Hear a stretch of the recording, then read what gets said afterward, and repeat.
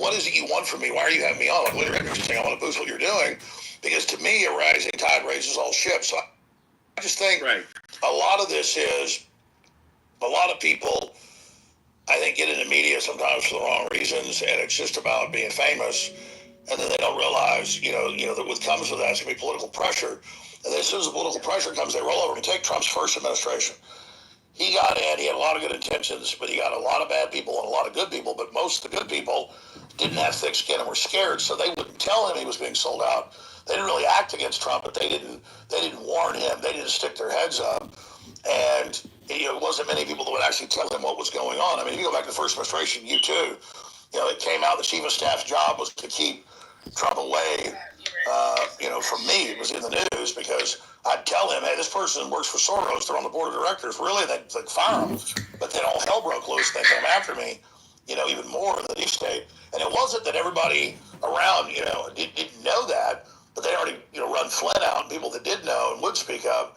And so, but, the majority of them just sat there and did nothing so they could soak in me and around the power. And, that's really the danger is, not even so much the bad guys, you know who they are. It's the people that act like they're good guys, and they're not really on the side of evil, but they don't really fight it. And so God said in the Bible, you were hot, no cold, so I spit you out of my mouth. It's the lukewarm fence riders, the sunshine patriots are the problem, but it's the winter soldiers that are going to win the war. One more thing, Alex, and then we got to go.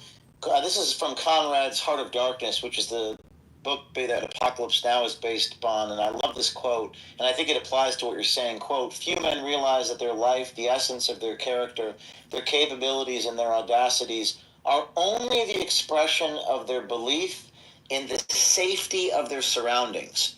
Now, what I saw, and this is my analysis now about everything I've showed you and I'm about to show you, is that when people are put under pressure, when they feel like their self-interest is threatened, when they're in danger, they will sell out their own mother to protect themselves. That's what I have seen in my life. Not everybody, but most people. Alex, thank you for being on the show today. You bet. Yeah, James, that's it. Thank you. Real integrity is the most valuable thing in the universe. God bless. Thank you. God bless. And speaking of that, let's go to the board member. Let's go back to the exhibits. We're back now. If you just joined us, we're taking you through this film that we've just launched on O'KeefeMediaGroup.com. You can watch the 12-minute video on my X, but you can watch the full hour-long video on our website. This is a board member, Matt Tiermond, a few days after I was fired. Go ahead, play it. Does not belong in this. Pause. It's clipping out the. There you go. Donald Trump does not belong in this race. Multiple things can be true at the same time. As I said a few weeks ago, when John and I were here, if he won, he would enter the White House as the weakest president in history because he'd be lame duck day one. Donald Trump is flailing around, making attacks on Elaine Chao, Mitch McConnell's wife. I'm all about attacking Elaine Chao. Pause. It goes on too long, but I don't know what this is all about here. These statements about anti-Trump statements from this board member. Let's continue to go through the story of some of the things that happened in the film, and then I want to get to some other people like Loomer and RC. This is Project Veritas employee John Bailey. Please, cut 19. This is disgusting. I apologize to all of you. You have to endure this, but unfortunately, you wanted to know what happened at Project Veritas. This is John Bailey, who was an employee that testified against me in the board meeting. The board meeting, you'll be able to hear the board meeting in the movie. I'll take you inside that infamous board meeting February 6th where they were crucifying me for all of my sins. I'm a mean boss. Play that. Put that back up, please. Obscene text. This is an image of a dildo in my mouth. This is sexual harassment, by the way. I'm not going to file a complaint, but in New York, you can't do this. You can't do this to people that you work with. Now, after John Bailey sent me a picture of a dildo in my mouth, he then, a few months later, sent me this. An apology. Oh, I'm so sorry. I hope you know I'm mission-oriented. I've got some things I'd like to square, but hey, are you hiring, James? And then John Bailey tries to apply to work for me at O'Keefe Media Group. Okay, I know this is ridiculous, but we're going to keep going, taking you through this. You want to know what happened? This is the IT Associate Director, Angelo Martinez. Now, RC, are you there? Because this one applies to you. I think RC. Okay. I apologize. I'm showing this, RC, but you consented to it being in the film. This is just horrific, a violation of HIPAA laws. Now, RC, can you tell people who is Angelo worked? Was it in the IT department? What he did in the IT department? Yeah, I mean, this is an individual who had access to all of our devices, all of our phones. Angelo, aside from the federal government who admitted to tapping our phones, Angelo is the one person, who has access to a lot of our comms, a lot of our communications. And for him to, by the way, I invited this individual to my wedding. Again, this speaks to the callous nature. You're talking about people becoming corrupted by access to power. This individual is posting sensitive information about my wife from random texts from when she was on medication. By the way, don't take antipsychotic medication. It's not good for you. And when you come down from that medication, it really tears you up. So you have an individual I've invited to my wedding who is attacking me in this way simply because I didn't stand with them. I just want to pause for a second. And all of you listening to RC Maxwell and watching this, there's a film. It's out now at o'keefemediagroup.com. It's called The Truth Inside Vera. It's incredibly cinematic. What we're doing right now, taking you through these different screenshots, is we're slowing it down a little bit, telling you, you're looking at a guy inside the IT department of a company, an IT, what was he, RC Associate Director or Assistant to IT, what was his title? Wouldn't be able to tell you that this is IT. He worked for Josh Hughes. He was in IT. Saying, quote, RC left his wife's text messages on her phone. I have all the receipts of her private medical records. This is a violation of HIPAA. And he's threatening you on Instagram. And we believe he deleted this message, RC, but we've retrieved it. And it's in the lawsuit. This is just disgusting. And I'm sorry that you had to go through this. Let's go to the next one. These are part of the revolutionaries. There was a text message thread called the Revolutionaries.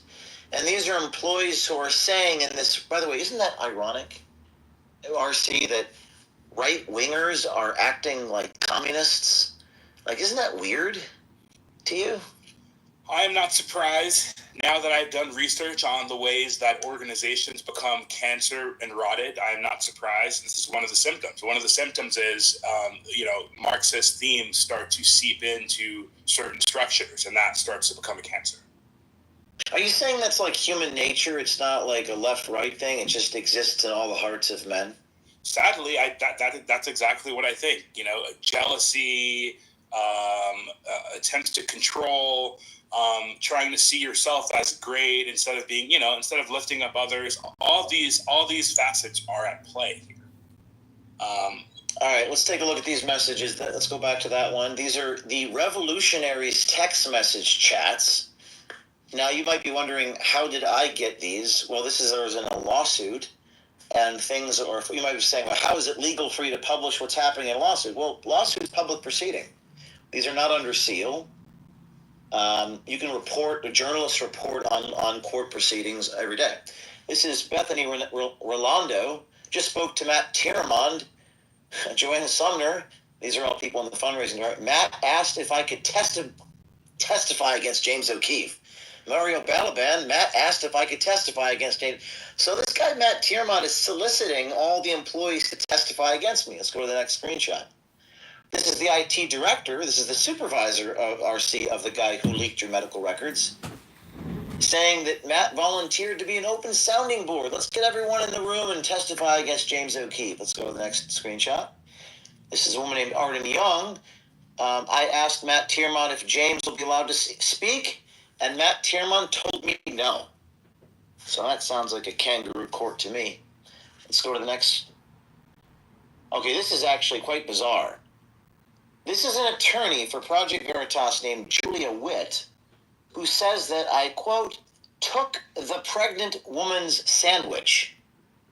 The lawyer for Project Veritas is claiming that I stole the pregnant lady's sandwich. You've all heard about this accusation, right? What you may not know, or as Paul Harvey would say, now you know the rest of the story, is we actually tracked this pregnant lady down. Do we have an audio of the pregnant lady? Oh, there we go. Now, this, pull it up and then pause it. This is actually a woman who was a co-defendant with Christian Hartsock. Christian Hartsock's reporting on the Democracy Partners case. In this court case trial, we're in a trial together.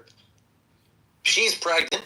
Apparently, she didn't know that I stole her sandwich. And in fact, we actually tracked her down and got audio of her claiming this never happened. Let's play that clip. So I don't have any recollection of there ever being a sandwich that was meant for me that you took. So she's denying that we stole the sandwich.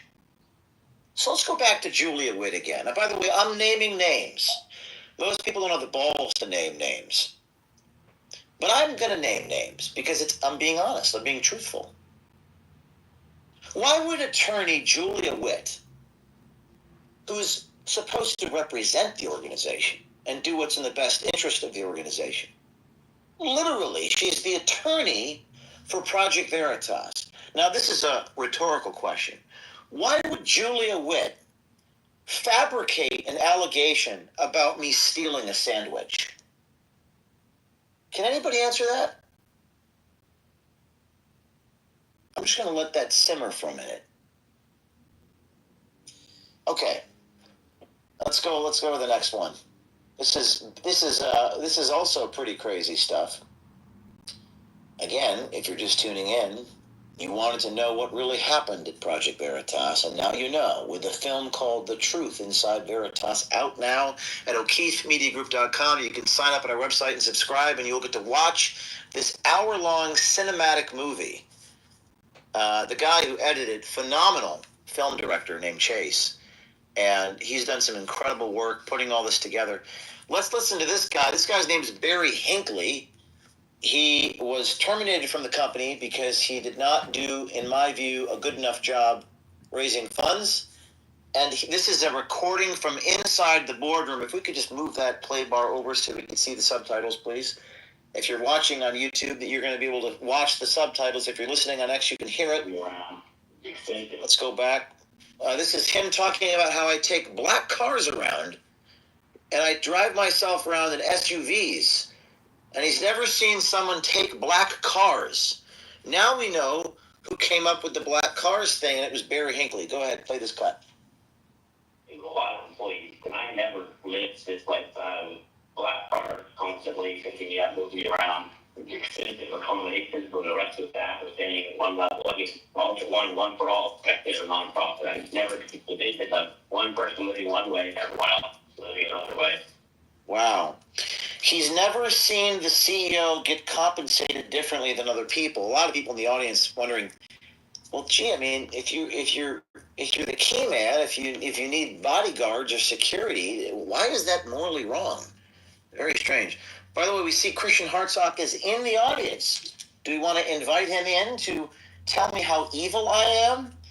I'd love to hear what Christian has to say about people putting semen on sandwiches, saying it's wrong for me to take black cars, fabricating allegations about pregnant lady sandwiches, the attorney for Project Veritas fabricating things about that. I'd love to hear about the co-investments in businesses. I'd love to hear about Petrogen, which, quote, could be sold to Pfizer. I'd love to hear Christian Hartsock's response to all those things if he has the balls to respond to those things. Because that's what the story's about. Let's go to the board meeting with all these allegations against me. Let's hear about, this is board member George Skakel at Project Veritas talking about whether I could respond to all these crazy allegations. Go ahead. What do you expect us to do given these allegations?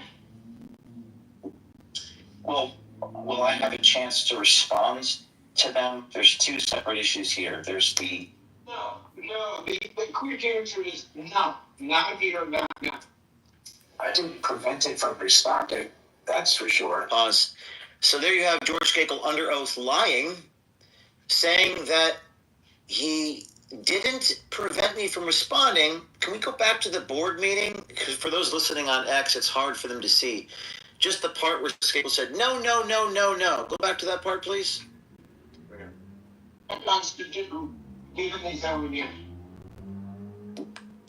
Well, will I have a chance to respond to them? There's two separate issues here. There's the... No, the quick answer is no, not here, not now. And then, so that's what he said in the boardroom on February 6th.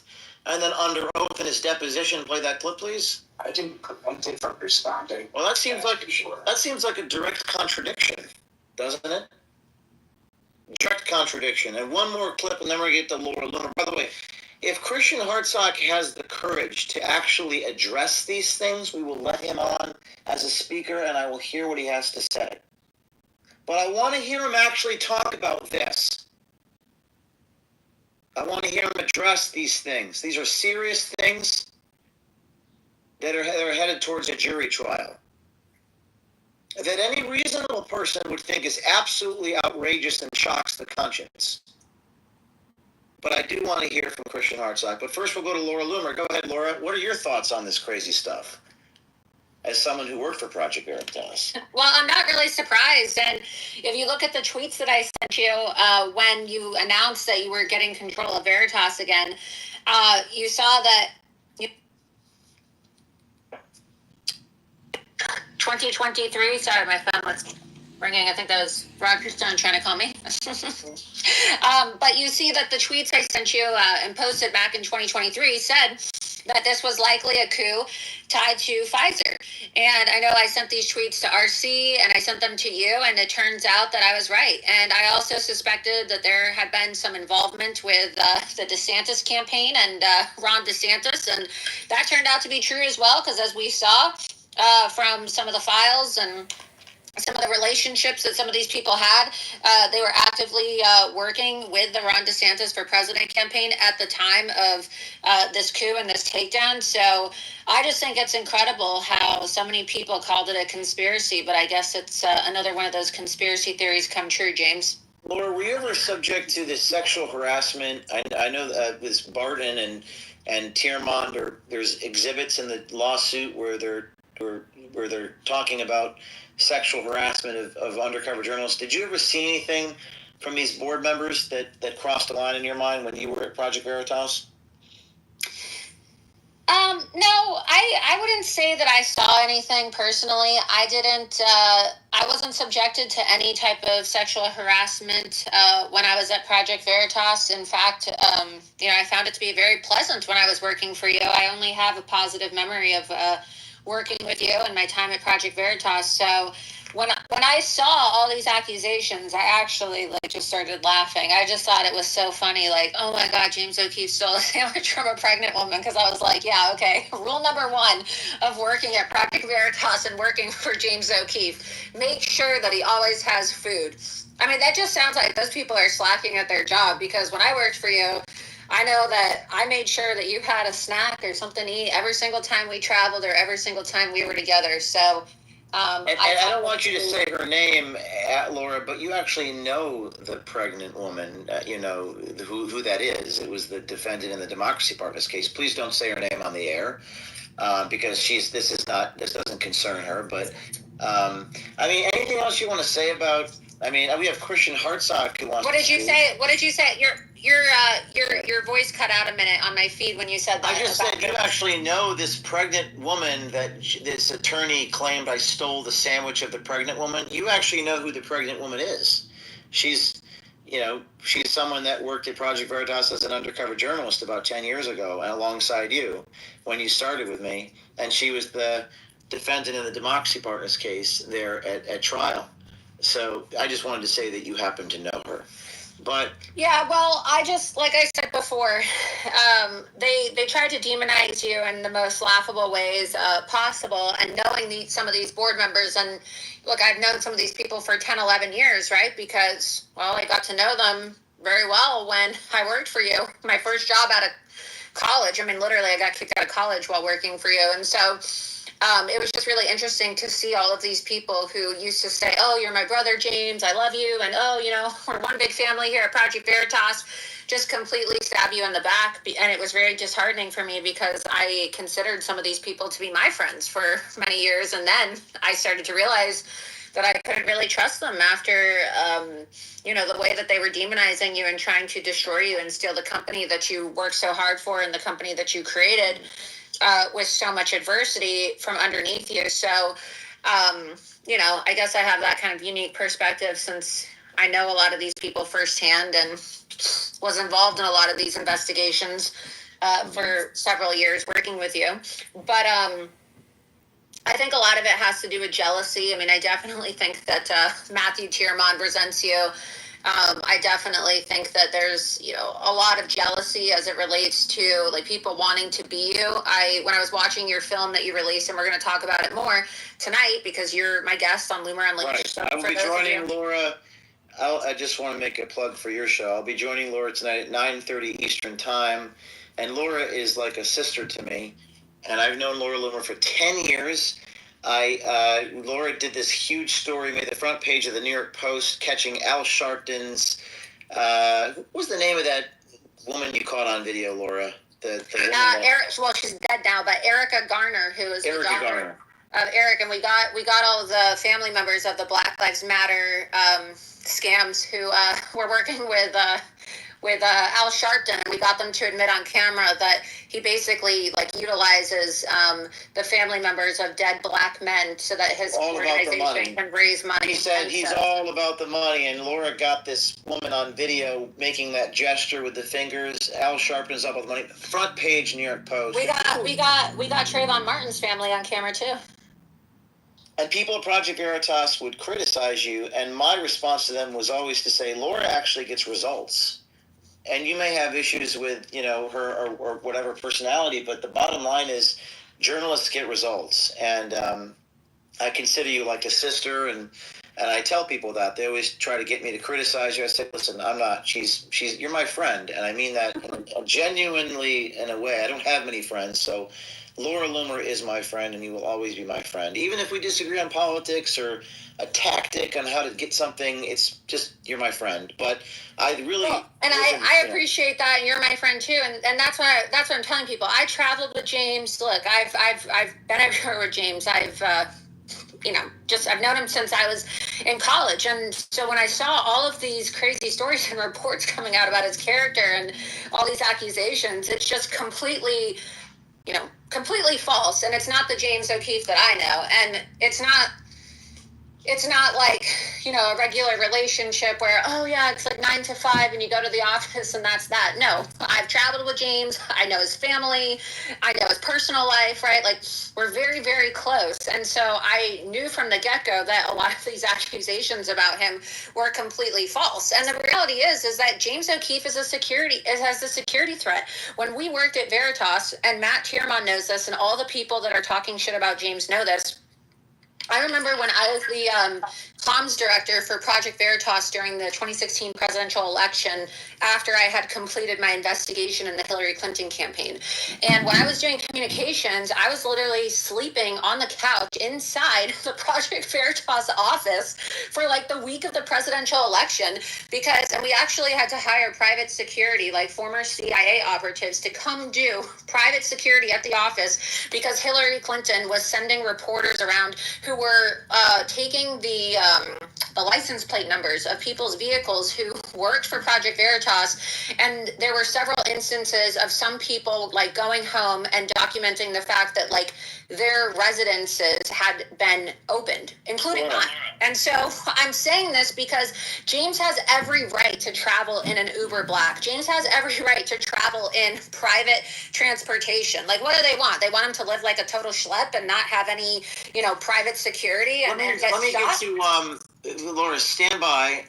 RC, you got about 30 seconds before I go to Christian Hartsock. Go ahead, RC. Hey, look, I think that those are all very important issues Laura brings up, but I think this issue that you bring up also in the documentary of federal informants investigating Project Veritas, the feds being involved in Project Veritas. We know about you being raided by the FBI. But there is still information that the DOJ could release about exactly what the feds did to Project Veritas. You have to understand, when journalists are investigated by feds, it creates a chilling effect. It's a core issue, and it matters not only because of public trust in media, but it's literally a constitutional issue.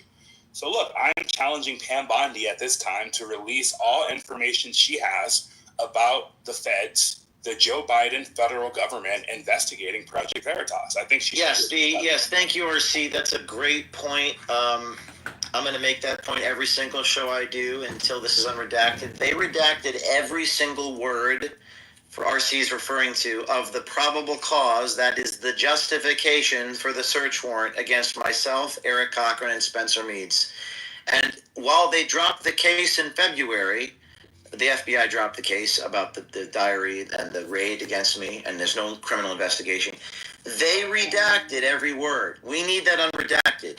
We believe were confidential Fed informants at Project Veritas. Oh, and by the way, it's a crime to lie to the FBI.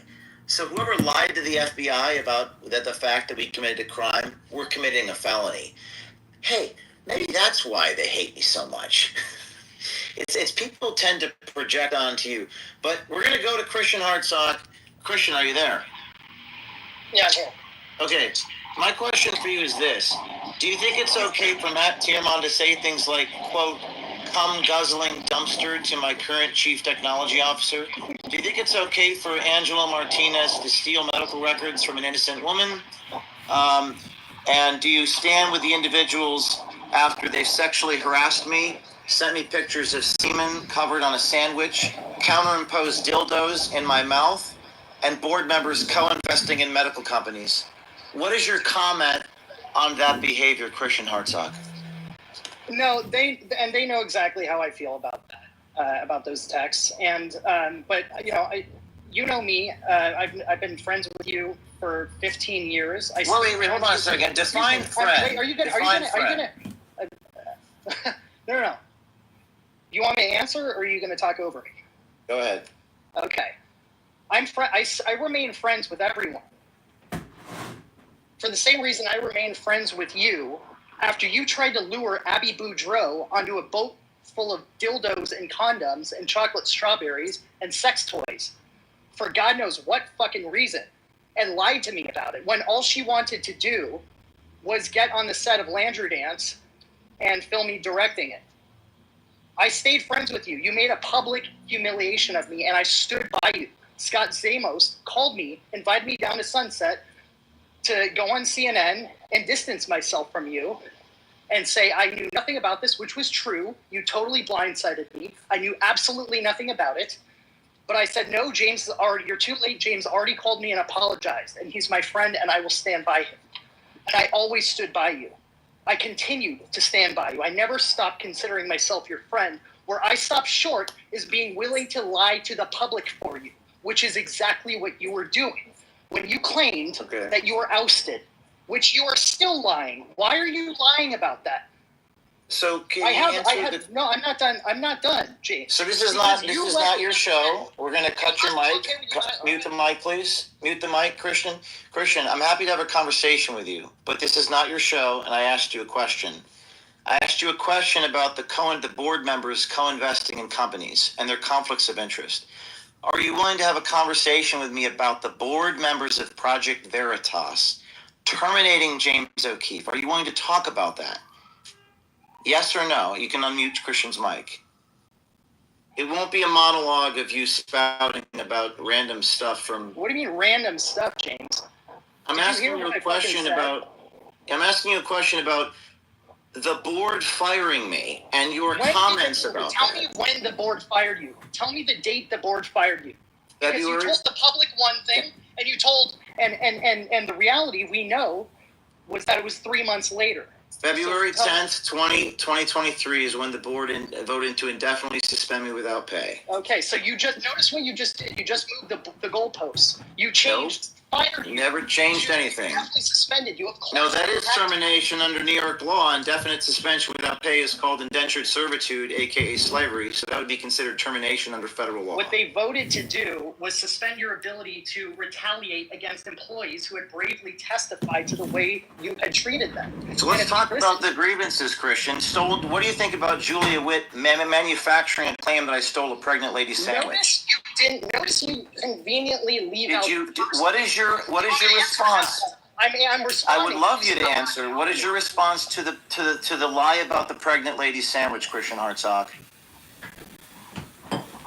What are the words that you left out of what Julia Witt said? She said you yelled at her, you shouted at her, and I yelled at her? Sandwich. That's exactly. You didn't respond to my question. I am responding to your question. What you're doing. Can I just say something? Why are we pretending like in this industry, even like regardless of whether you yelled at the woman or not? It's called investigative reporting. This is high-profile investigative reporting.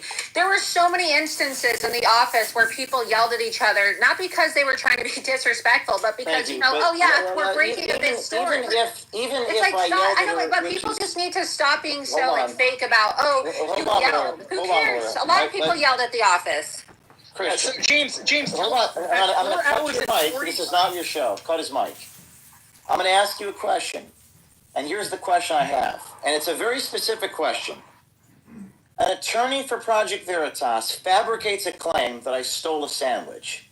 Your co-defendant, whose name I will not mention because it doesn't concern her, a fellow investigative reporter, comes out and denies this ever happened. Christian Hartsock, what do you have to say about an attorney fabricating an allegation? Please limit your answer to the question that I've asked you. Go ahead. Well, if she fabricated it, then why did you draft an apology? Why did you ask the board if you could read an apology letter at 4 hours and 41 minutes into the board recording that you made? I didn't say that she fabricated it. I quote, if I don't change, we will lose Project Veritas. If he's not going to cooperate, we're not going to. I didn't fabricate it. Your fellow colleague, you know who she is, in the Democracy Partners case, said that she fabricated it. What is your response to her fabrication? What is your response to that? Go ahead. Answer the question. First of all, I reject your premise that Julia Witt fabricated it. But that's what your colleague said. No, there's probably a misunderstanding of her stupid sandwich. The point is, you verbally abused her, James. That was sandwich. You didn't fucking read what she wrote. She said you verbally abused her. Who gives a shit what it was about? All right. Okay. Number two. Why did you say in the board meeting at 4 hours in the quote crucifixion? Is this verbal abuse right Why here? did you say? I feel like I'm the one being verbally abused. I'm saying. Oh well. I mean, why are you cursing at me so much? Okay. Is this how you talk to your colleagues? Cursing has never offended you, so I guess okay. I will not use. I mean, the comments I'm getting right now is this guy's screaming and cursing at you. You're doing precisely what you accuse me of. You're projecting onto me. What you're doing. Why did you say to the board? Why did you say I appreciate everyone caring so much about the mission? I really appreciate everyone being so honest. Well, evidently, because I didn't realize at the time what I know now, which is that many of these people don't actually care about the mission. And that came out afterwards when they called me a quote faggot, when they sent me pictures of semen covered sandwiches, when attorneys fabricated allegations, when board members solicited investments from donors and didn't disclose that, which is a violation of the conflict of interest. I learned so much. I was once blind and now I see, Christian. My question for you is this. You see what? Now that you know the character if I don't change, we will lose Project Veritas. Why did you say that? Because I didn't think it was. Why did you turn around and belittle? Was it 6 hours of Julia talking about a sandwich, James? Was it 6 hours of Julia talking about a sandwich? Or were there very real grievances? that were brought to your attention that you said, if I don't change, we will lose Project Veritas? I mean, what did you mean by I that? guess What the about question is, I sent an apology letter, and I genuinely meant it about saying in front of other people, there's the door. But the problem is Barry Hinckley stated he would not follow my lead. So my question back to you, Christian Hartsock, in a situation where I tell someone, you need to do this, and they are insubordinate, what was I supposed to do? You want me to raise $24 million a year, and you're not allowing me to take an SUV. So what exactly do you expect me to do as the CEO or leader? And that's the problem with your logic. You don't have an answer. You just keep going back to, I yelled at somebody. I don't know what you're referring to. No, that's the part. No, that's not. No, that's the thing you want to laser focus in on. For the last 2 years, all you have focused in on is Sandwichgate and black cars. When you know goddamn well, you sat there. Can you please stop cursing at me? Why have you not released the tape? Why? Okay, James. In 16 years, you've never been offended by the F word. Why are you pretending to be offended by it now? Because I think it's important that we can. Why are you pretending to be someone you're not? You use the F word all the time. You were never this thin-skinned pussy about it. Okay, well, because we're on a public show in front of hundreds of thousands of people. Okay, all right. And I think it's important to try to have a cordial conversation without hurling expletives. But I really don't appreciate the way you've been attacking people for the last 2 years, laser focused, first of all, deriding, completely belittling, very real. And you lied on Hey, Christian, I'm raising money right now for lawyers to defend the reporting, some of the reporting you're involved in. I don't think you understand the price of being a leader when you have to raise tens of millions of dollars a year. And your colleague said, I will not follow your lead. And then you guys ran out of money, and there was no money to defend you. So help me understand. Help me understand. What were you guys thinking? What do you mean? What was I? You abandoned us, James. No one wanted you to lead Project Veritas. No one wanted you gone, and you know that. I was indefinitely suspended without pay. Never released. Because of course they had to suspend you from retaliating against employees who had testified. That's a normal thing. And how did that go for them? They suspended your ability to hire and fire, and they suspended your ability to raise money while pending the results of an internal audit, which is the part you conveniently leave out. And can you give me an example of something I did financially wrong, Christian Hartsock? Can you give me one example? That's not... Well, if you had waited for there to be an internal... Maybe you were completely innocent, but clearly you were not, because you cut and ran. You were afraid of simply sticking with the team and saying, hey, guys, don't worry. So if I were to indefinitely suspend you without pay, that's called indentured servitude in New York State. I can't indefinitely suspend someone without pay and tell them they work for me. If I were to indefinitely suspend you without a paycheck, what would you do? Well, there was a subsequent board meeting later that week that you didn't show up to. If you were so confident that you had been spending donor money, without anything for anyone to complain about, then why didn't you stick around for that board meeting, that second board meeting? Because they told me to be gone for 2 weeks. They told me to be gone for 2 weeks. No, they did not. This is where you know you're lying. They did not tell you. You're going to tell me that they invited you to a board meeting? Can I get a response from you on the issue before the federal judge, which is the I want to know why did you not show up to the board meeting? See, here's the thing. This is my show, and when you go in front of a jury, you don't get to yell at the jury and the federal judge. I want to talk about what I want to talk about. I want to ask you, Christian Hartsock, another question. What do you think about the board members of Project Veritas publishing private, intimate text messages between me and my girlfriend? And please only answer that question. If you deviate from answering that question, I'm going to cut your mic. Everything. Go ahead. They know everything. They know exactly how I feel about that. And how do you feel about that, Christian Hartsock? Be brave. Tell the world. The same way I felt about you trying to lure Abby Boudreaux onto a boat full of dildos and sex toys, and making me take the fall for it on CNN. How do you feel about the board members of the company publishing the IT person publishing R.C. Maxwell's medical records? Tell me your response to that. Are you brave enough to make a comment? They know as well as I do. What do you? Excuse me.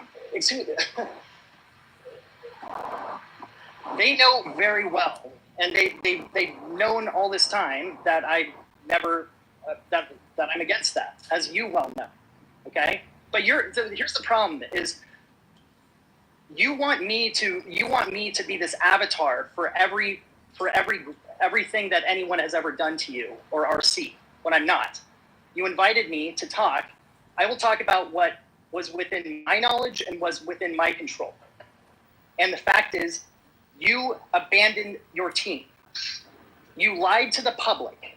You were not ousted. Christian, you liked the comment that Angelo made, trying to torment and taunt my wife, by the way. You liked that comment on IG. You're going to sit here and you're going to say, I don't remember it, because you're not man enough to sit here and say, yes, I liked that comment because I had animosity for you because you stood with James. See, this is the problem. Well, I don't think that's not a comment that I would like.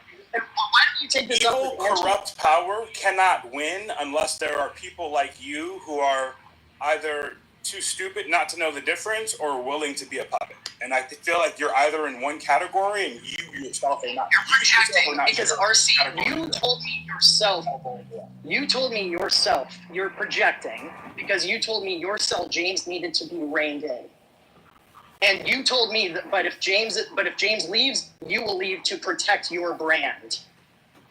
It didn't. You even told me it didn't matter who was in the wrong. If James left, you would leave to protect your brand, and sure enough, that's what you did. The brave souls that stayed aboard Project Veritas and refused to join James. You're saying you're righteous. We're all liars, and we're all doing it for what? Well, you knew James was lying. You knew James was lying. Can I ask you an honest question? Did you know that we had board members who had medical companies who were potentially shopping them to companies like Pfizer? Were you aware of that? Yeah, all that would matter if James was actually ousted. But here's the thing, RC. You know damn well James was not ousted. Okay, we're gonna had a company. Are you aware that they knew about the Pfizer investigation for 2 years? Why did they suddenly wait until the release in late January 2023 to suddenly say, you know what, now James has gone too far. Let's oust him. They knew Matt Tierman knew about the Pfizer investigation for 2 years. Question: Are you currently in a revolutionary chat with Tierman? Are you currently in a revolutionary chat with Matt? No, why don't you answer my question, James? I will answer your question after you answer mine. Why did you? That's a tautology. I don't have to answer your irrelevant questions. I don't have to. Because when this goes before a jury, you're not going to be able to yell and scream at a judge and tell him to answer your questions. Publication of private facts, defamation, is unlawful, Christian Hartsock. You can't publish people's private medical records. Do you understand? You cannot publish people's private medical records. The fact that you are unable or unwilling to condemn someone publishing R.C. Maxwell's wife's medical records says so much about you.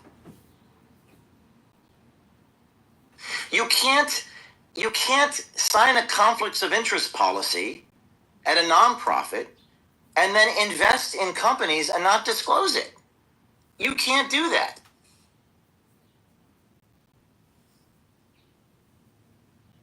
Now I'm going to give you one more chance. Do you have any comment on the following things? Do you have any comment on sexual, graphic, and obscene messages sent from these are your friends? Do you have any comment on the attorney of Project Veritas fabricating an allegation according to the pregnant lady? And do you have any comment, most importantly, on the board members of the company co-investing in companies and not disclosing that conflict of interest? Do you have any comment on those 3 things? Go ahead. Christian. And you have no proof that Julia fabricated anything, except what she didn't fabricate was you verbally abusing her in front of people, whether it was someone's sandwich or not. Why do you laser focus? All right, get him off the air. Were they talking? Get him off the air. I mean, I wanted to give you guys a glimpse into this. I run from nothing. I hide from nothing. You got to hear directly from one of the people at Project Veritas who was fired after the company ran out of money. RC, what's your reaction to that?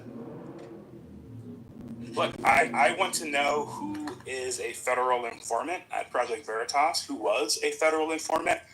I think the picture is still cloudy.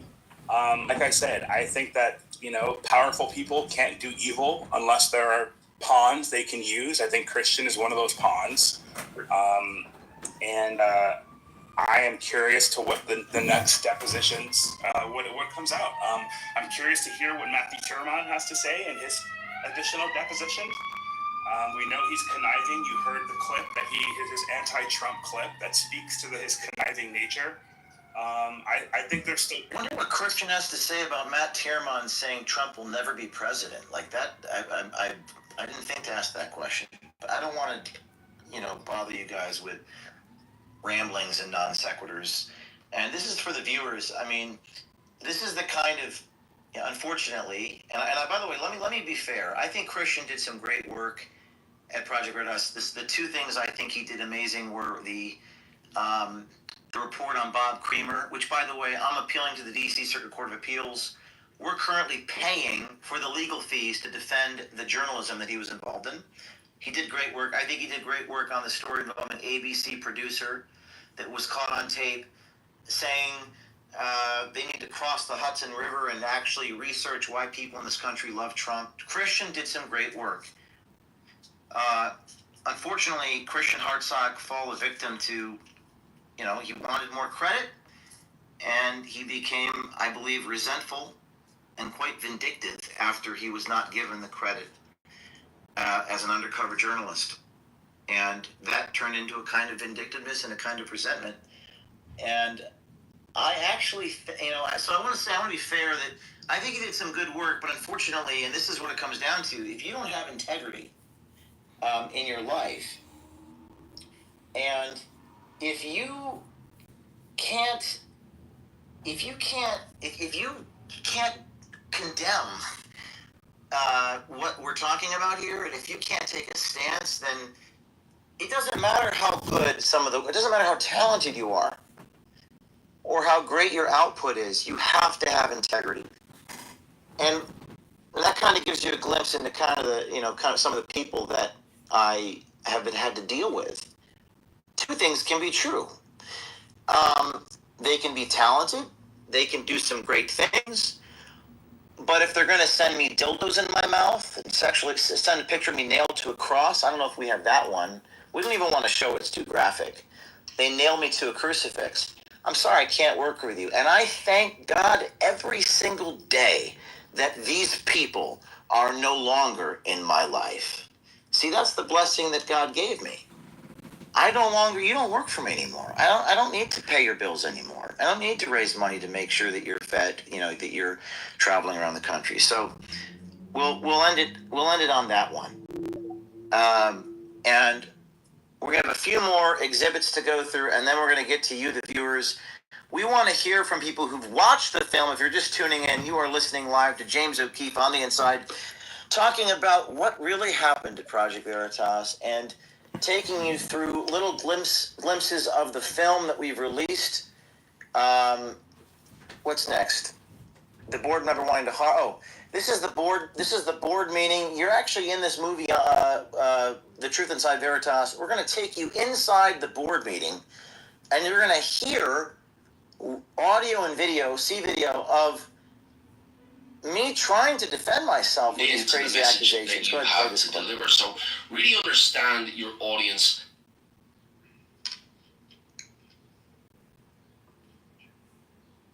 This is, we don't have sound on this clip. Sorry. We're going to have sound in a moment. This is me, pause. give some context for the listeners. This is me trying to defend myself. I'd love an opportunity to respond to these accusations. You heard some accusations by Christian Hartsock hurling things at me. Then I yelled at somebody. Okay, I'd love an opportunity to respond to that accusation. Let's listen to these attempts to make This is from the board meeting when right before I was fired. Play it. Should you respond when Barry Hinckley is off the phone, please? Do I have a chance to respond to this? I would like to read my. He made no effort to defend himself. The chance. I'm sorry. I'd like to respond. So pause. There's 5 or 6 times during this board meeting that I was begging to respond to these weird allegations, and they would not let me respond. They refused to let me respond. Keep going. I think it's only appropriate to have the chief executive officer respond with the facts. I have a right to respond Or object to anything anybody was saying. So this is unbelievable, the contradictions here. If you're listening, you can go to o'keefemediagroup.com, watch the full film, subscribe. It's $9. o'keefemediagroup.com to watch this incredibly cinematic experience taking you on the inside. You know, one of my mantras is show, don't tell. You don't have to take my word for it. You can actually hear what these people were saying in the board meeting. Let's go to a few more. This is board member of Project Veritas admitting that he wanted to harm me. When did you switch to wanting to harm James? After James started claiming he was fired. And I said he wanted to harm me for making the statement that I was fired. And I think we want to go through some callers, and this is when I go to the audience here. If you want to join the discussion, please DM me, James O'Keefe, III, and my producers will get you in. This is James O'Keefe, III on X. If you want to join this discussion, I want to hear from people who've watched the movie. And I think we have someone that is going to call in a minute, or that person is no longer. Okay. For those of you who've watched the movie or seen The Truth Inside Veritas, I think Zach Voorhees has watched the movie. So, Zach, you're on board. Go ahead.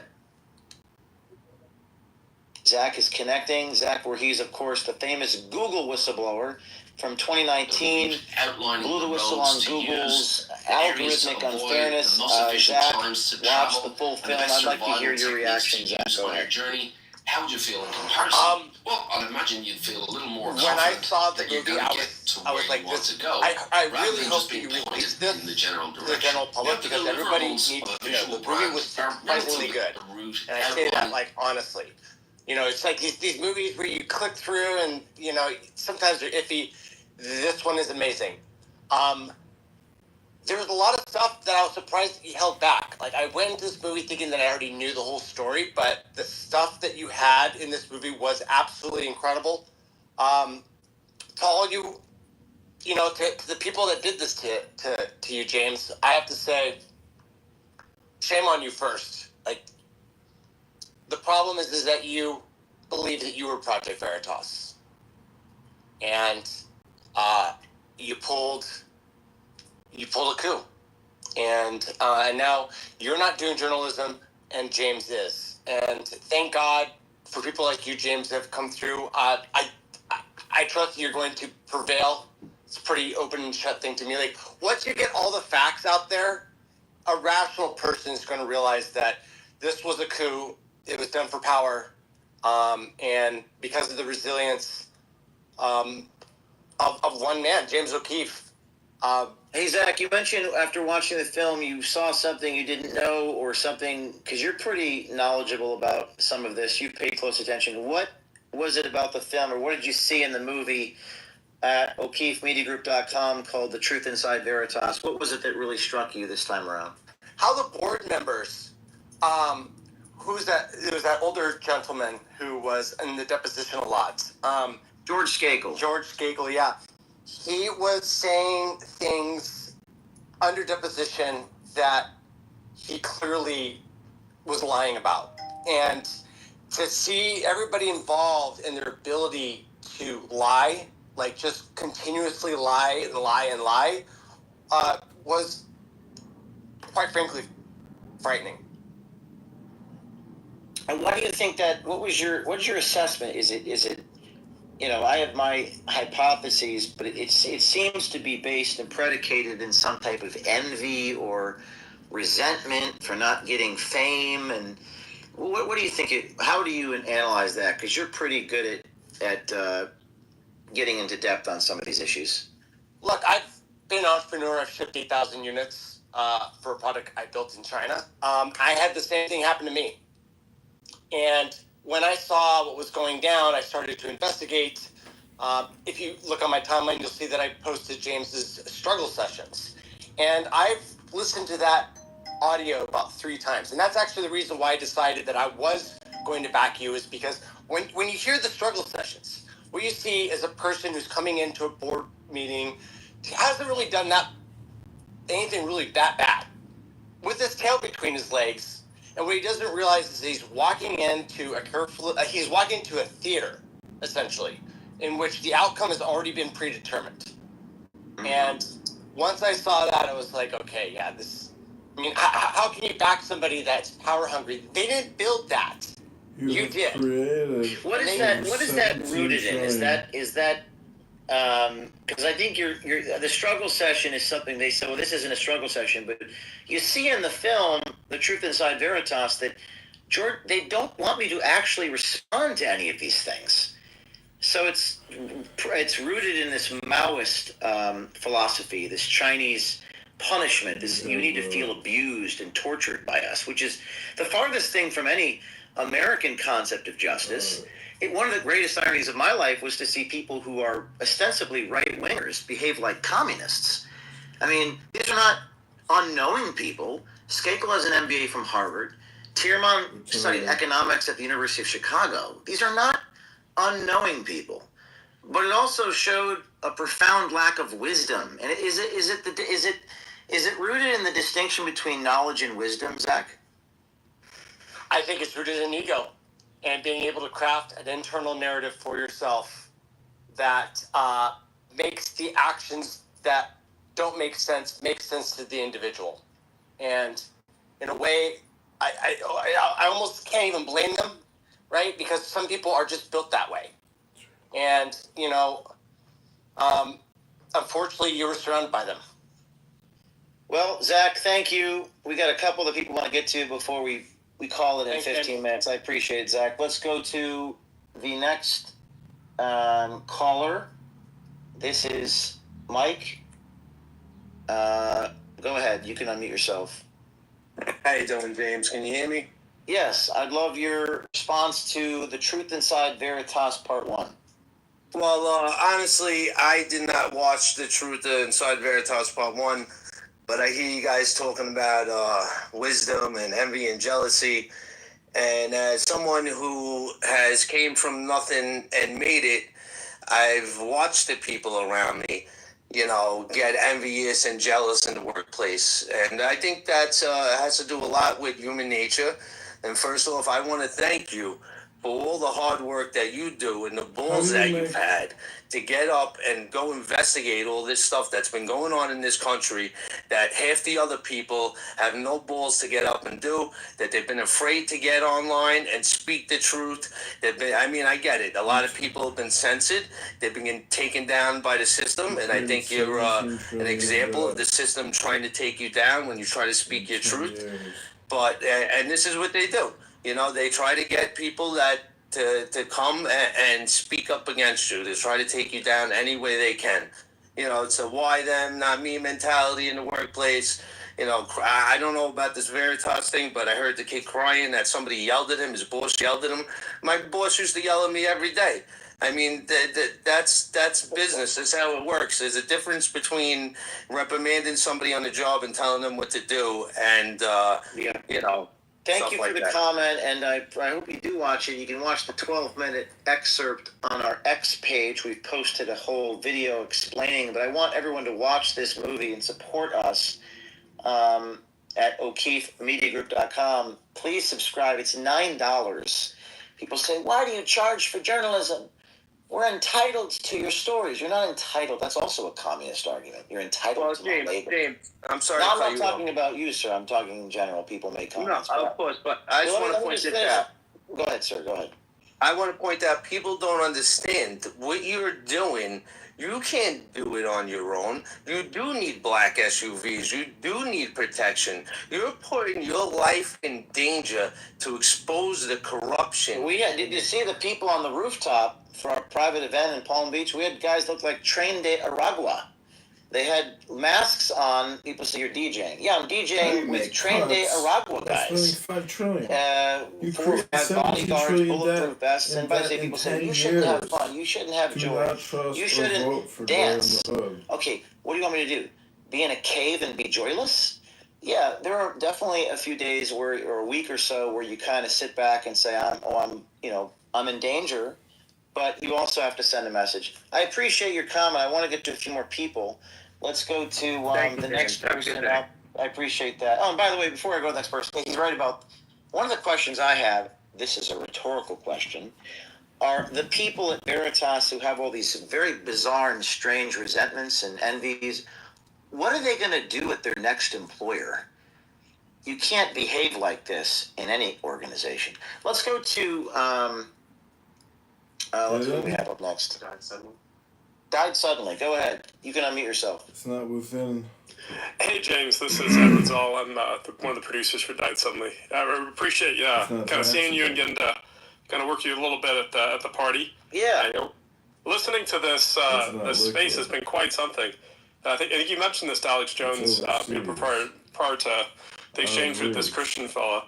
It's so difficult to fund and operate media on the right.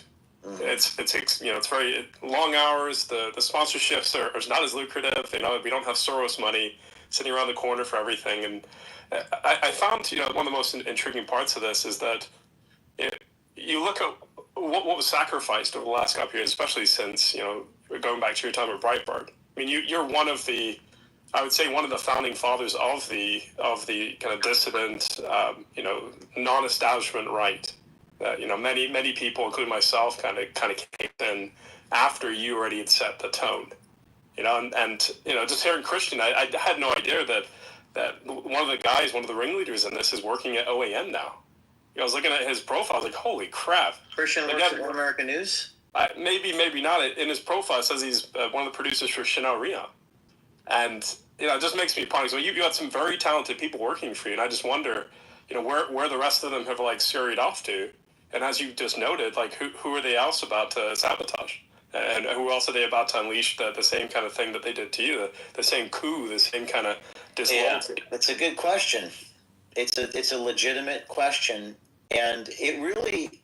Did you watch the Truth Inside Veritas? Yes, I did. And the boardroom was honestly the most shocking part. I think what you just mentioned about the Maoist kind of tone to that whole thing is that you went in there and it was a firing squad. Squad. You did your best. No one can be criticized. What the heck are you supposed to do? There's no manual for the people that are your best friends. We're speaking to someone who's actually watched the film, and for those of you who have not watched the film, this film is behind our paywall. We are publishing some excerpts on X page, 12 minutes or so, but he's talking about the part of the movie which you can watch by going to o'keefemediagroup.com. It's $9, where we actually play the video and audio from the famous board meeting on February 6th. And he said it was a firing squad. Just talk to me about what your reaction to that was. You heard the testimony of the employees about sandwiches and I'm a mean boss and some stuff like that. What was your reaction to that stuff? Well, I think you were actually very measured in it. I mean, I can just to set the tone. These people were your friends. You'd provided for them. You'd worked, tireless hours, put yourself in danger to provide resources and to fundraise. Like we say, fundraise. I mean, you had to literally break 10, 15 national stories, to get to where you could fundraise $20 million a year. It's not any small thing. Not anyone can do that. And then the very same people are essentially setting you up. They're setting the tone and setting the stage for a legal battle. Well, that's what that boardroom kind of stunk of, is that they were just trying to throw things at you. They drug up whatever they could drug up, and then the ultimate goal was to get the response. Maybe they wanted to have you melt down worse. Maybe they wanted to have something. I think the one credible advisor said they were trying to get me to lose my temper. And what's ironic about that is, I think that's correct. The more people get angry and hostile towards me, the calmer I get. It's like when I'm confronting bad guys, I'm extremely calm. And I didn't lose my temper. So they had to come up with some very strange, truly surreal, bizarre things. It's wrong for me to have a car transport me to meetings. I'm not sure how I don't know what I'm supposed to do. Uber carpool myself. I don't know what the thinking is, but let me ask you a question. You seem like a smart man. Do you think this is just human nature, bell curve distribution? Or do you think, and I don't want to give you a false dichotomy if there's another option, is it human nature that we're witnessing when people are put under pressure? Or is it, something else? I think it's not so much human nature as much as it is the right wing attracts a certain persona, a certain character of person. There's a lot of very courageous people on the right. There's also a lot of really dysfunctional people that have emotional problems, anger issues. They're incredibly good at what they do, but they don't always play well with others, and they also are not always used to playing on a team. And part of playing on a team is you don't always get a win-win. It's not always the best case scenario. Being on the team is about the team winning. So you're saying people on the right it's more common amongst teams consisting of so-called right-wingers? I'd say that's part of it. And then the second is that I think the right, especially the last 10, 15 years, it's become less religious, more power broker, more politics. And the issue with that specifically is that, we get away from, I think, the core mission. I think many of the people on the right, just to speak broadly, we wouldn't get into as many fights as we get into if we just can remember who our original enemy is. It's Satan. And none of this other stuff really matters, and people shouldn't be putting... Well, we had a bunch of atheists at Project Veritas. Really? Well, yes. I guess it's illegal in New York State to ask whether you're a Christian when you're hiring, right? So the world is so screwed up, It's like... it's very... I think this movie... I'm going to make a comment here, I think this experience, having gone through it, it makes you question everything. It makes you question God. When the people that's closest to you, at least temporarily question God, but everything, your whole world collapses, and people are lying about you and betraying you and stabbing you, and any other comment you want to make about the film or something that struck you about it before we go to the next caller? I appreciate you letting me talk. The only thing I'd add is just I hope through it that you haven't lost your faith, and I think it was commendable that you stayed strong and you stayed upright. Most people would have just caved. I did lose my faith temporarily. I would say that the word I would use is discouraged and disheartened. Discouraged, and Jordan Peterson talks about this type of betrayal being the worst hell on earth a man could possibly feel. But that's temporary, and you got to keep going. Never give up. But it's been nice talking to you. I'll hope to talk to you one-on-one more. Okay? Take care. Thank you. Let's go to the next caller. Who do we got, guys? Anwar. All right. Anwar, you can go ahead and unmute yourself. Is it Anwar? Yeah, that's correct. Anwar, how you doing today? I'm good, James. How are you? We're talking about The Truth Inside Veritas Part 1. Have you had a chance to watch any part of it? I'll be honest, I have not, but it's something I'm going to be doing definitely tonight after I finish with this stream that you're on. And what's your reaction to what we're talking about today with some of what you've heard? That's why they hate me so much. So it honestly sounds like a lot of collusions going on, and there are a lot of assets involved to try to re-guide the focus and try to make you seem like you're marrying somebody you're not. And it's just a tactic used generally as a psyop to try to manipulate a lot of your followers' beliefs that they have in regards to you. Well, and this whole thing going back with, Christian going back and forth with you was just a smokescreen, and how Christian came out guns blazing talking about, the first thing that Christian opened up with was you inviting somebody on a boat with chocolate-covered strawberries, dildos, and sex toys. It made absolutely no sense. It was an attack, and it was the whole purpose of that was to get everybody to look at you like, oh my God, he's an animal. He doesn't respect women, or they're just trying to paint this picture of you. When in reality, that's probably the only thing they have on you. The board members and their IT department, pretty much infiltrating your data and exposing intimate text messages and among other things, is a tactic used by a lot of these big corp, big tech, billionaire, trillionaire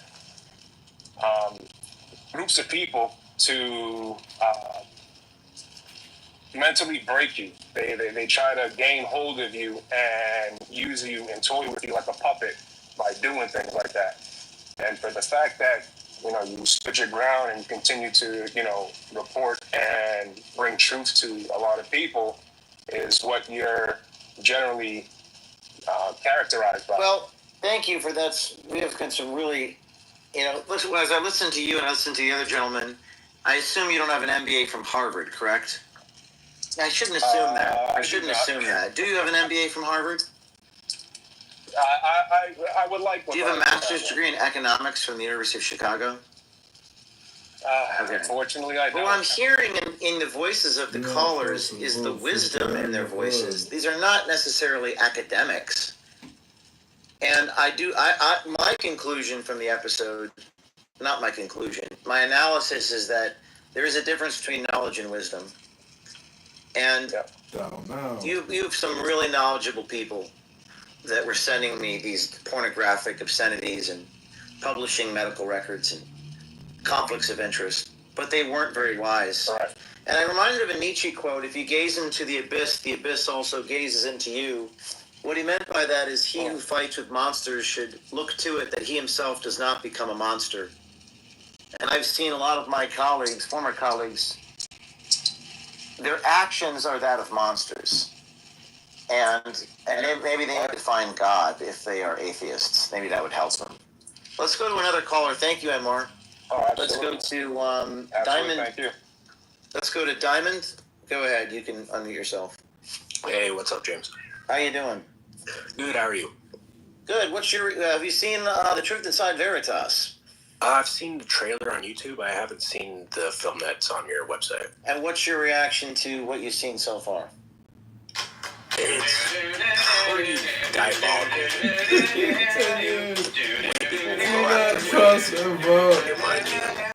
Any organization. Well, is it human nature? Is it just the people I selected?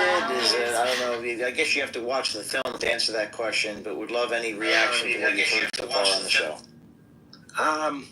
It might be human nature. I think maybe people's conflicts of interest kind of come into play after a while, but they don't really, I guess they don't have to let you know about them, but I'm not sure about the legal side, but I think over time, conflicts of interest come up. Over time, conflicts of interest, we tend to fight human nature doing this at OMG and Project Veritas and Citizen Journalism Foundation. The preservation to the instinct for self-preservation often comes into conflict with doing the right thing.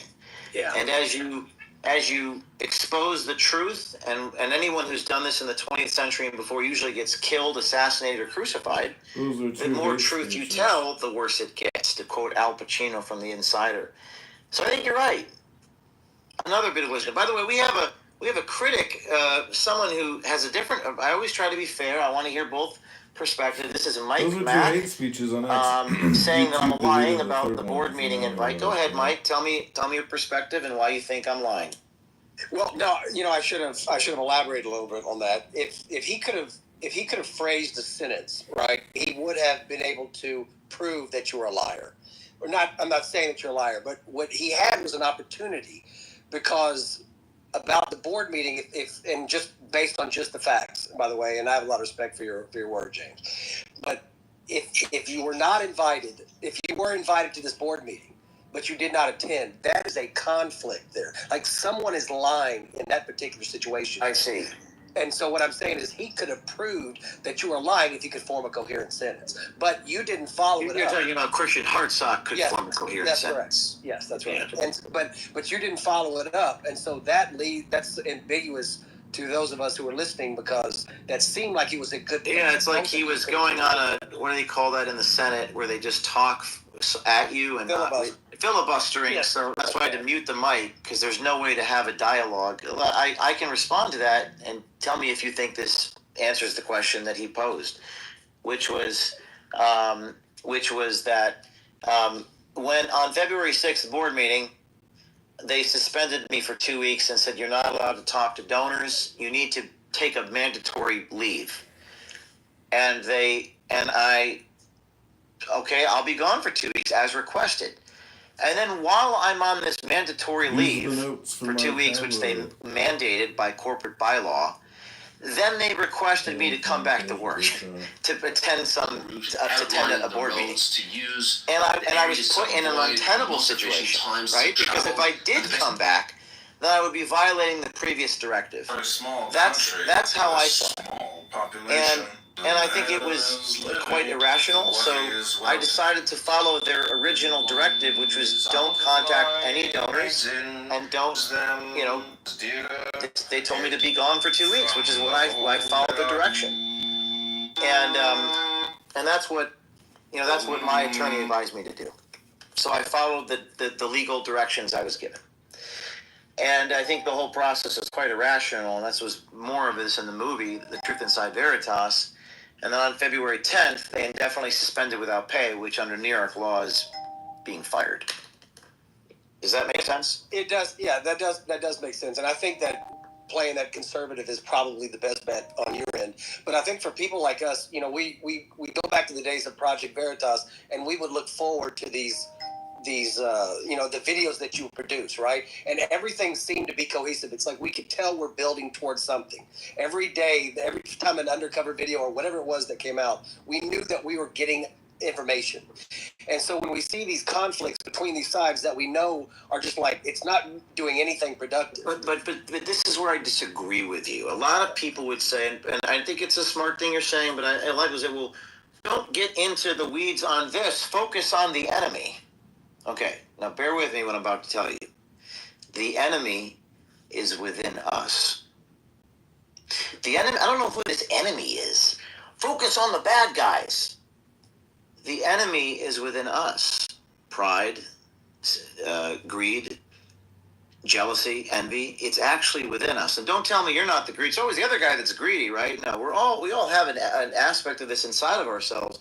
And if we can conquer that, then we can change the world. The problem with, I think I've seen, the communists, so they have a lot of mission-oriented. If you go back to Whittaker Chambers, if you go back to Douglas Hyde, the book he wrote about communism, these people they profess more belief often in their faith than Christians do in Jesus Christ. So I found that the fight is within. And that's why I think this is a story worth telling, because you can't expose corruption if you don't have the right people that are engineered to fight the conflict within themselves. And that's what this story is really about. You can't have a team of pirates, going after Pfizer and the FBI if they don't have integrity, because it'll just collapse. And that's what I think the next stage of this battle is, right? So thank you for the comment, Mike. I'm glad we could clarify at least some of that. We're going to answer a question posed by Mario's team, a question answer on the air. This is a person nervous to say this, but I'm going to answer it. They're anonymous. They say the intimate text messages that were shared about James and his girlfriend, this is an ex-girlfriend of mine about a year ago, Kyle Seraphin, the FBI agent. By the way, hint, hint, that might be part 2, 3, 4, 5 of the series. Kyle's going to have a nervous breakdown when he hears this. I don't care. He's a Fed. He's a disgusting, nasty Fed boy, and I'm not afraid of him. And he's a punk, and he's a loser, and we'll get those unredacted affidavits, so help me God. But anyways, the intimate text messages that were shared about me and my ex-girlfriend, how were those obtained? This is the question posed to me. Someone doesn't want to post it, but I'll answer it. How were those intimate text messages obtained, and what was the purpose of them using them against James? I don't know why someone would publish intimate text messages. Now, I know what you're going to say. Well, James O'Keefe publishes undercover videos all the time. No. I have never gone into someone's master bedroom and recorded them having sex or recorded them talking to each other about intimate moments. I think the First Amendment does not include protections of spouses or consenting adults talking sexually with each other. There's absolute no purpose to publish that or record that, unconsenting information. It's illegal. Revenge porn is illegal. Zero-party consent recordings are illegal under federal law. I don't believe in bugging people's bedrooms. Why would someone do that is the question. I don't know how to answer that. I'm not a psychologist. I think they thought. So you're asking why would Kyle Seraphin publish intimate moments between me and my girlfriend that he was not a party to? I decline to comment. But some of these people are hurling homophobic insults at me, and some have said that was a projection of who they are. So if you're constantly calling someone a, quote, faggot, and you're constantly calling someone, quote, gay, maybe, just maybe, that's what you are, okay? And that's my response to that. The first part of that is, how did they obtain them? They were obtained when they fired me. They got my cell phone, and they were able to extract, messages from Telegram, which was synced between my personal device and my work device. So unfortunately, they were extracting information that was synced between devices. It's one thing to obtain it, it's another thing to publish it. It's unlawful, it's a tort, it's tortious, you can't do it, and that's what I'm saying for. I hope that answered the question. Any others before we adjourn? One or two more? What's that? Malloy Strickland? Gentleman from Kentucky. Malloy, go ahead. For 90 seconds. What? Malloy, you're live. Go ahead. You unmute yourself. No? Okay. Love to stand here and tell the American hello? people. Oh, there you are. Okay, go ahead. Yes. Well, I've been a fan for a while. I really like what you do. And I didn't see the movie, but More taxes. Of course, everybody heard the news that you had been fired from there, and I was like, have they lost their mind? I mean, James O'Keefe is Project Veritas. This is not. I mean, you founded the thing. And it didn't make any sense to me. And I can't understand why they thought they could stop you by doing that. Yeah. That never made any sense to me. Well, that's the thing. It doesn't make any sense, and we're hoping to make sense of it in this movie, The Truth Inside Veritas, which is streaming on our website. You can go to O'KeefeMediaGroup.com and purchase it for $9 a month as a subscription. People complain about us charging for some of our journalism. They complain about it. They say it's immoral. My response back to you is this. Do you pay for Netflix? Do you pay for Apple, iOS? Do you pay for cable? Have you ever paid for cable news? Do you pay for any type of news? Do you buy a magazine? Do you buy a movie? Do you stream music? Do you pay for a movie off of Apple? This is a legendary film. And I'm not even the one, I wrote some of it, I put some of the exhibits together, but the guy who produced this did an incredible job. It's a cinematic masterpiece, and it might be some of our best work. And we've shown you about 12 minutes of it online for free. But the full hour, you're going to have to pay $9. We got sued last week, by the way. Do you know how much lawyers cost? $500, $700 an hour. I'm not sure how people expect us to pay those attorneys. And should I put another hater on? Can we bring one more hater on, or are you guys done with the haters? I feel like haters are fun. I like haters. Let's see if this guy has the courage to speak up. Let's see if this guy... The official B, are you there? You're on mute. We have your soul. See, this is demonic behavior. Can you use your real voice, or do you have to run through a filter? Hey, what's going on? That was one of the Project Veritas people. That was, I believe his name is Brandon. You just heard a demon live on the... Did you guys just not hear him? Who was that? That was Brandon, you know, the guy from Michigan? Security. His code name is Security. Oh my God. You just heard a demon, a demonic possession, and RC were exorcising the demons. Live on the inside with James O'Keefe. Can the demon please come back? I want to hear more. That was exciting.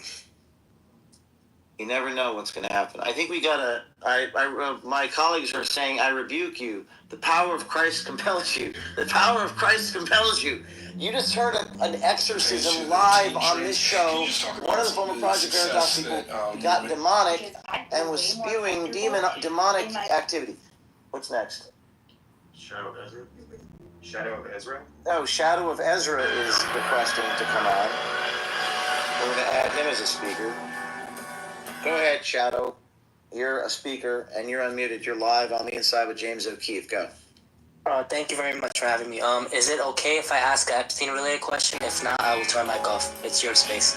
You can ask me whatever you want. I just can't talk about sources, methods, or what's coming next. Go ahead. Okay, I'm going to make it really quick. I was listening to your spaces earlier, and you said you were getting inside information from these Epstein videos from somebody in the United States government. So my question is there a possibility that we'll receive some sort of information from you that will possibly reveal a name or two of an Epstein client list or something along those lines? That's all I wanted to ask. Thank you. That's a great question. For those of you who are YouTubing, Instagram, you're looking at video inside Epstein's kitchen. Shadow of Ezra was asking about what's coming out next. You're looking at video inside of Epstein's library. This is what Rogan covered yesterday's chalkboard. We got a lot of attacks for publishing this. I don't know why. Do they not want me to publish this? I don't know why people attack me for publishing. I guess they think that there should be more. We want more. Well, okay. Well, we're working every day, a day and night to get you more. Let me answer your question this way. The people that came to us with this footage inside Epstein's library and bedroom were inspired because we published the video of the Prince Andrew banging underage girls audio. And a lot of you guys attacked me for publishing that. You thought it wasn't big enough. But I remind you that what citizen journalists need to do is publish one story. That leads to another story. That trusts sources to come to me. That trusts the other source to come to me. And I am speaking to sources inside the United States government. And they are telling me things I can't report yet because I have to verify that it's true. Now, you might say, well, publish everything you know right now. I will not do that because I don't want to lie to you. And I don't want to publish something that I can't ascertain if it's true or not. I have to get the recordings. I have to get the evidence. So that takes time. But I'm very inspired by the fact that people are coming to OMG and Citizen Journalism Foundation. And I know that there will be more. And I hope that I can deliver the truth of what you guys want. I believe that will happen. I do not trust the government. And I think I've met Cash Patel. I think he's a great guy. I mean this sincerely. I think he's a genuinely good man. I also think the same of Bongino. I don't trust the institution that reports to them. And to kind of take this full circle, we all don't really trust the FBI, right? Project Veritas was an institution I created out of my father's garage. I sweat, I bled. I was raided by the FBI, I was arrested by the FBI. I was sued dozens of times, spent 3 years where I couldn't leave my house without talking to my probation officer. And I bled and sweat and I built it and they stole it from me. And they removed me from my own creation. And it kind of leads me to believe that all institutions in American society have basically become institutionally corrupt and incapable of delivering to you the justice and the truth that you demand. So the answers have to come from people on the outside like us.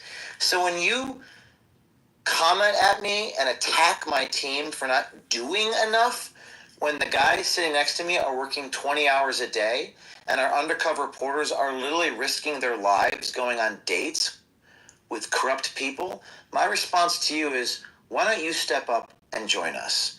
Why don't you do the job? We're doing everything we can. I'm sorry I'm not doing more, but I will do more. Stay tuned. Look at this. This is a picture of the phone of Jeff Epstein and all of his closest speed dials. The FBI did not give this to you. The Department of Justice did not give this to you. This was given to you by an individual who doesn't trust the government, so they gave it to O'Keefe Media Group. And whoever that is, I can't say who that is. They'll have to waterboard me. They'll have to torture me for me to give up who this is. If the United States Supreme Court were to order me to reveal my source, I would tell the Chief Justice, Your Honor, you're in error. I shall not reveal my source because we have integrity, and that's what they trust. And that's why I want you to join our team at OMG, apply to work for us. You have 3 ways you can get involved. You could come work for us. You could donate to us or subscribe to watch the film The Truth Inside Veritas, $9, O'KeefeMediaGroup.com. And number 3 option, you could do absolutely nothing. So with that said, I have to wish you good night. We're going to be on Patrick Ben David's show in the morning in Fort Lauderdale, and hopefully other shows in later in the day, Tim Pool Live. Stay tuned. God bless America. And I'm going to pull that demonic clip up because we saw an exorcism and it was really cool. Have a good night. Peace out. Bye-bye.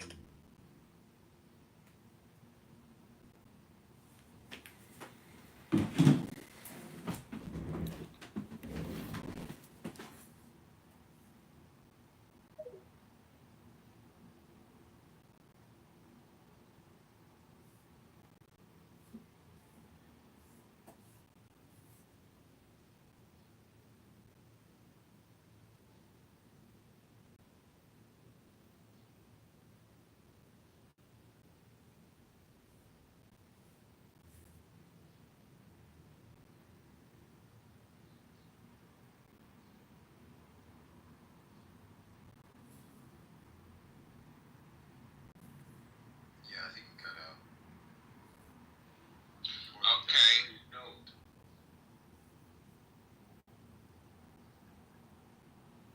Yeah, I didn't want to interrupt any brothers if they want to go because now that I got a clarification on truth without interjecting subjective.